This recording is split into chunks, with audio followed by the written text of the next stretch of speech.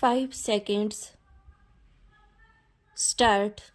Sir, under the Government of India Act 1935, under Section 93, some such situation was contemplated and certain provisions were made in case such a situation arose either at the center or in some of the provinces as they were called at that time. At that time, it was decided that the Governor General should have both the executive as well as the legislative power in his hands in case such a situation arose either at the center or in the provinces.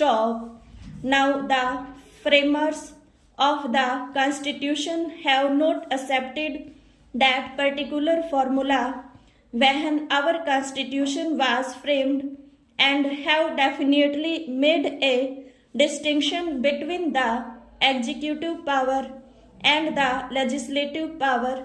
and they have stated that as far as executive power is concerned, the President can straightway take these powers into his hands through a proclamation, but as far as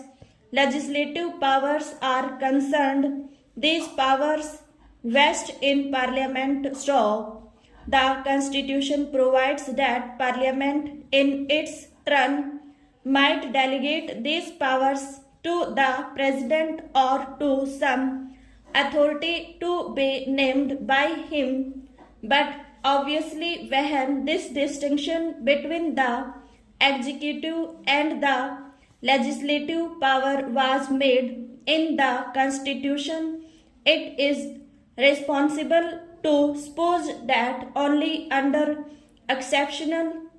circumstances the Parliament was to delegate that power to the President again or to any authority to be named by him. If it was the intention of the framers of the Constitution that the legislative as well as the executive power should vest.